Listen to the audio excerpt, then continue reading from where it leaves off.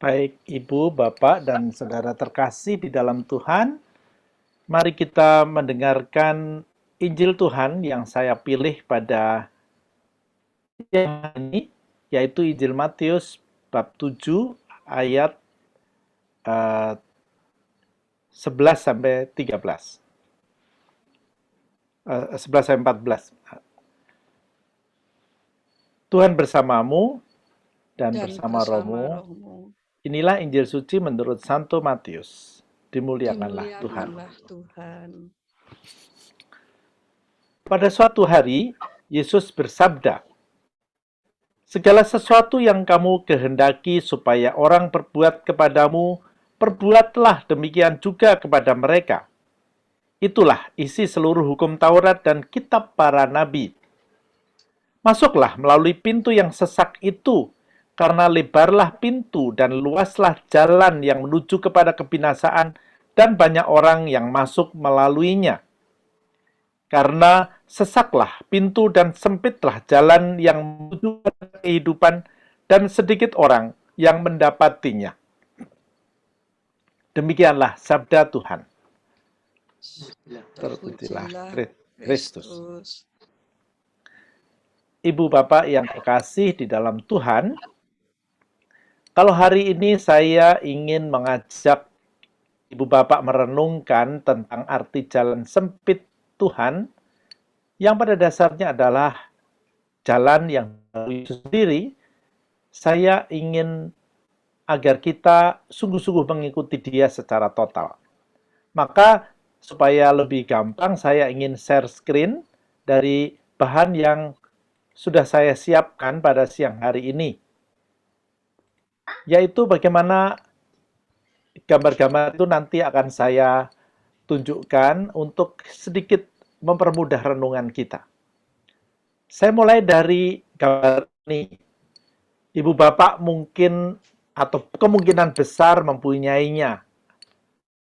Ada salib yang mungkin dipasang di rumah, di kamar. Ada juga rosario yang mungkin ada di kalung Anda, di dompet Anda dengan salib. Nah, pertanyaannya, kalau Anda mempunyai salib entah di rumah, entah dalam bentuk kalung, sebenarnya tujuannya untuk apa? Kalau saya tanya kepada para ibu, bapak, dan juga mungkin bahkan orang-orang muda, satu, ada yang menjawab, untuk identitas kita sebagai orang Katolik. Ya, oke. Yang kedua, supaya kita sungguh dilindungi oleh Tuhan. Seperti tadi kita memohon supaya kita mendapatkan rahmat Tuhan. Dan kita tahu rahmat Tuhan melalui salib memang berlimpah. Tidak salah. Cuma tentu saja bagi saya itu tidak cukup. Ada sesuatu yang juga perlu kita renungkan lebih dalam. Nah, demikian juga kalau kita mengikuti jalan salib, terutama kalau pada masa Prapaskah. Tujuannya untuk apa sih? Ya tentunya berusaha mengikuti jalan salib supaya kita benar-benar seperti Yesus. Tapi tidak sedikit juga yang mengatakan supaya kita berlimpah berkah. Nah, kalau saya tadi mendengar bahwa orang memakai salib, orang juga mengikuti jalan salib supaya berlimpah berkah, saya jadi teringat waktu saya ke Gunung Kawi. Ibu Bapak pasti tahu dong Gunung Kawi ya kan, nggak jauh dari Surabaya. Banyak orang untuk apa? Ngalap berkah gitu kan. Nah, kalau kita pergi ke ikut jalan salib, lalu juga memakai salib, memasang salib di rumah supaya berlimpah berkah, lalu sebenarnya apa bedanya dengan mereka yang Gunung Kawi? Ngalap berkah. Oh, ada bedanya dong Romo. Kalau ke Gunung Kawi kan nggak jelas siapa yang dimintai berkah dan berkah macam apa. Tapi kalau Yesus kan berkah yang pasti dapat diandalkan karena Yesus tanda petik lebih dekat dengan Bapa di surga. Dan dia adalah Tuhan. Ya, argumentasi yang tidak salah. Tetapi sebenarnya masih kurang.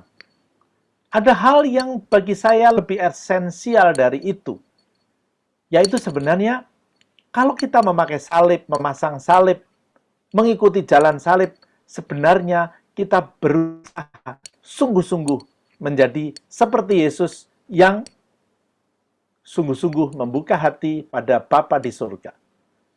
Bukankah Yesus pernah mengatakan, akulah jalan, kebenaran, dan hidup, tidak ada manusia yang datang kepada Bapa tanpa melalui aku. Yesus adalah jalan, berarti adalah bahwa apa yang dia jalani, perlulah kita jalani. Apa yang dia lakukan, harus kita lakukan, supaya kita mendapat kehidupan sejati. Itulah berkah yang berlimpah. Karena kalau hanya sekedar mengikuti Yesus, sekedar percaya, sekedar menyebut namanya, tentu itu tidak sesuai dengan apa yang Tuhan kehendaki. Yesus mengingatkan kok, masuklah melalui pintu yang sesak itu. Karena tadi kita baca bukan? Karena lebarlah pintu dan luaslah jalan menuju kepada kebinasaan, dan banyak orang yang masuk melaluinya. Karena seklah pintu dan sempitlah jalan yang menuju kepada kehidupan, dan sedikit orang yang mendapatinya. Yesus adalah jalan sempit. Karena apa? Susah, sulit mengikuti jalan salib itu nggak gampang. Jalan salib itu apa sih sebenarnya? Jalan salib adalah ketika kita sungguh-sungguh membongkar ego kita.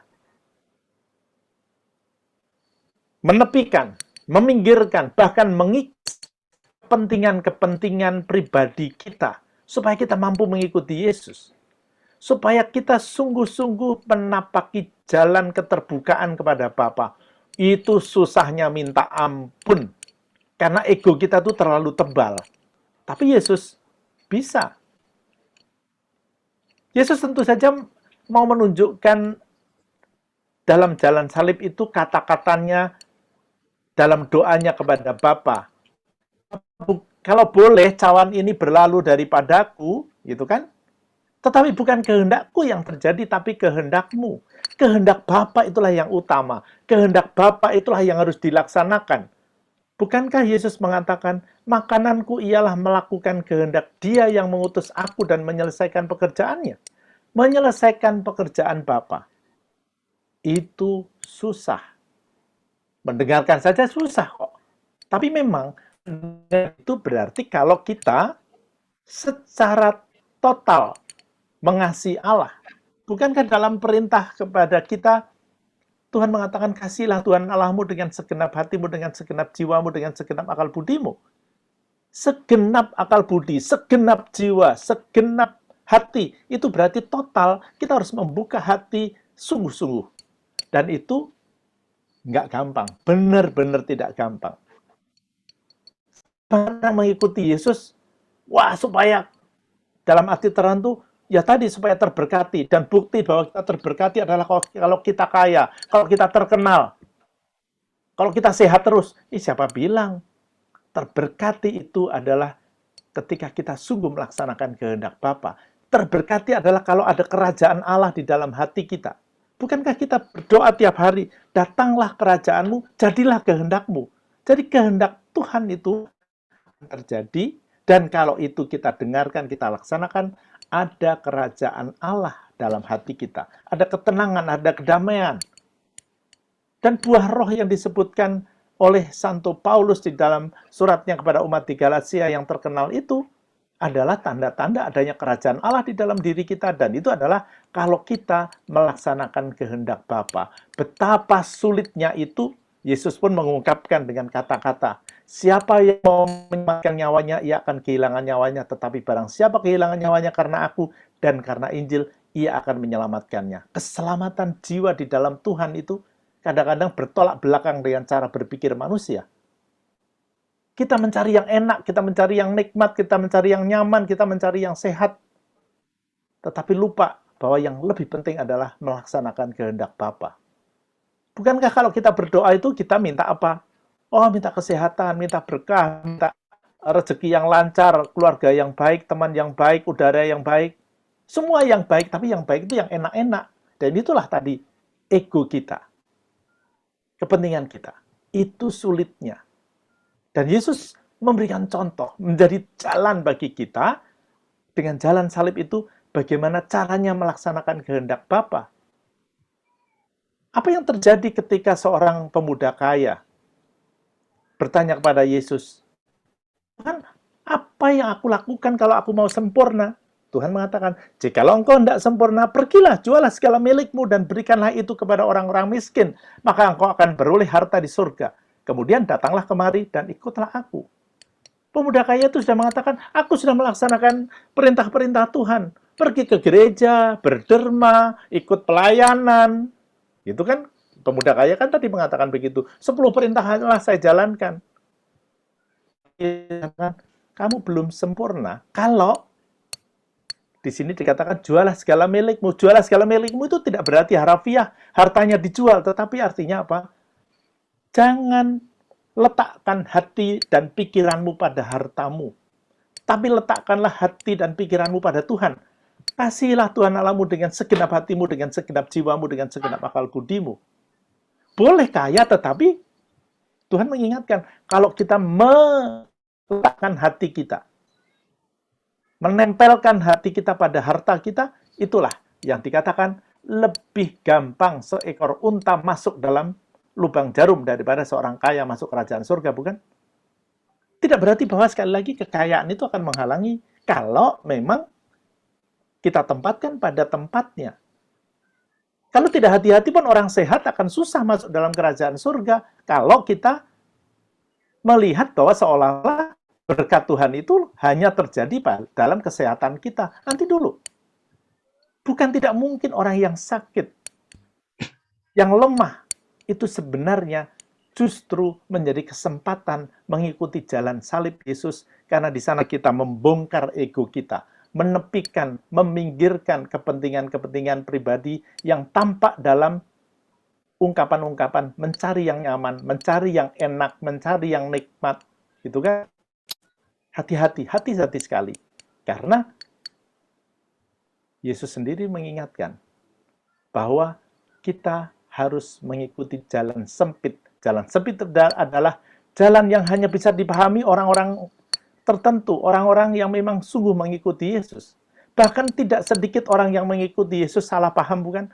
Para murid yang sudah mengikuti Yesus beberapa tahun pun masih kadang-kadang mencari siapa yang paling besar.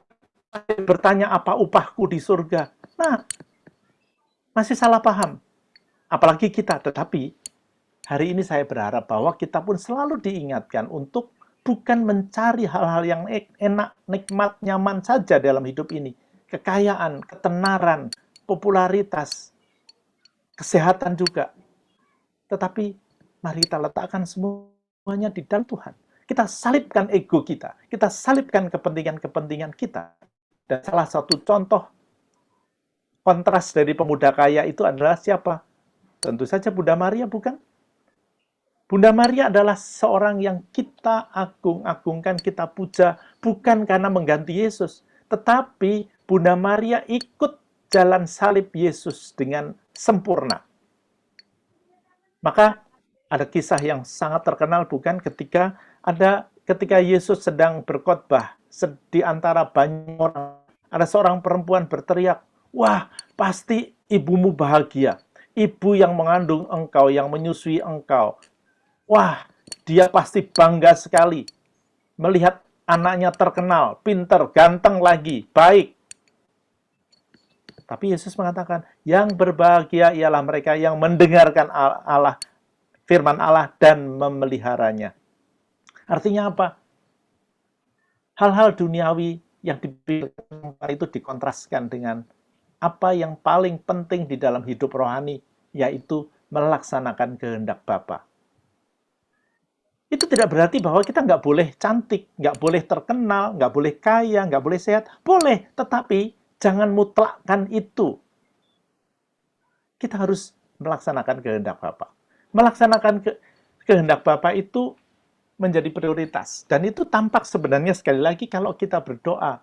Banyak hal dalam doa tidak kita kabulkan karena kita sebenarnya nggak siap melaksanakannya. Kalau kita itu mengatakan, Tuhan, aku akan melaksanakan semua kehendak-Mu, benar-benar nih, apa yang kita mohon akan dapat dikabulkan sebenarnya. Ingat, apa yang dikatakan Yesus di dalam Injil Yohanes bab 15 ayat 7, bukan?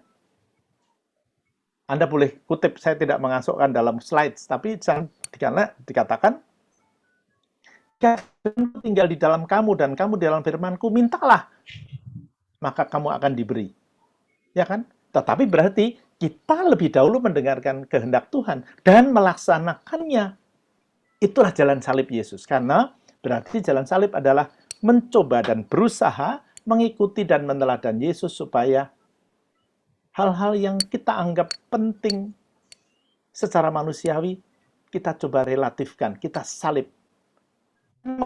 Jalan Yesus adalah bukan sekedar percaya, bukan sekedar menyebut-nyebut Tuhan, Tuhan, bukan sekedar memuja-muja di dalam praise and worship, bukan hanya sekedar pergi ke gereja, bukan keselamatan juga tidak bisa dibeli dengan hanya berderma. Bahkan berpuasa pun sebenarnya bukan cara untuk mendapatkan berkat Tuhan. Berpuasa adalah membuka hati. Kalau kita itu menjalani suatu ajaran agama dengan pamrih mendapat berkah. Oh, aku dalam berdoa rosario selama bulan rosario ini tiap hari, pasti nanti keinginanku agar anakku diterima di perguruan tinggi yang paling top akan terkabul. Itu namanya dagang. Kalau aku berpuasa dan berpantang supaya doaku dikabulkan, itu namanya bisnis. Tuhan hanya kita anggap sebagai partner bisnis, bukan sebagai Bapa. Maka Tuhan bukan setiap orang yang bersuruh kepadaku, Tuhan, Tuhan akan masuk dalam kerajaan surga. Melainkan dia yang melakukan kehendak Bapanya yang di surga. Sekali lagi, melaksanakan kehendak Bapa di surga itu berarti juga dengan keberanian untuk menyalibkan ego kita seperti jalan salib Yesus. Jika demikian, kita akan bahagia. Bukankah Bunda Maria menyalibkan egonya? Bukan. Sudah dari awal dia menyalibkan egonya ketika dia mengatakan, ini hamba Tuhan, terjadilah padaku menurut perkataanmu. Bunda Maria sekali lagi menjadi teladan bagi kita. Ketika Yesus pergi, hilang sehari, bagaimana reaksi Bunda Maria? Bunda Maria hanya menyimpan perkara di dalam hatinya dan merenungkannya. Bagaimana atau perasaan Bunda Maria ketika melihat Yesus mendaki gunung Golgota sambil memanggul, dia mengikuti dari belakang, bukan? Pasti nangis-nangis dong, seorang ibu yang anak tunggalnya dibegitukan, bahkan kemudian mati disalib. Siapa sih yang kuat? Siapa sih yang tahan? Tetapi Bunda Maria mau melaksanakan kehendak Bapa, meskipun betapa itu menyakitkan, betapa itu membuat penderitaan. Itulah yang dimaksudkan Tuhan, bahwa kita mau melaksanakan kehendak Bapa. Memuji-muji Tuhan dengan mulut kita, bukan dengan pikiran kita, dengan doa-doa kita, tetapi dengan melaksanakannya. Jadi dengan tangan dan kaki dan terutama dengan hati kita, di sanalah akan ada kehidupan, di sanalah ada kerajaan surga, di sanalah apa yang dijanjikan Tuhan sebagai keselamatan itu dapat kita terima. Ibu Bapak, Tuhan selalu mengetuk hati kita.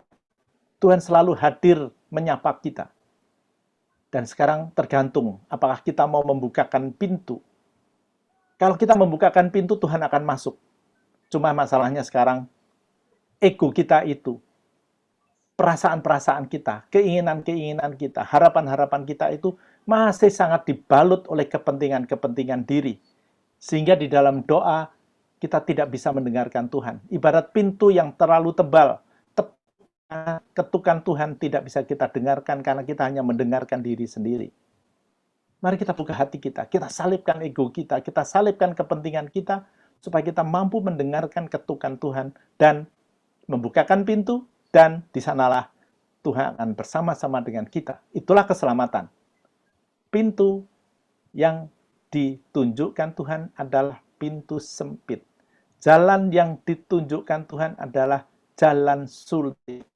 Tapi kalau kita memang mau mencari keselamatan dan kehidupan sejati, mari kita ikuti Yesus sebagai jalan. Di sana kita akan mendapatkan kehidupan. Mari kita ikuti Yesus sebagai guru. Di sana kita akan sungguh-sungguh mendapatkan keselamatan. Tuhan memberkati. Amin. Amin.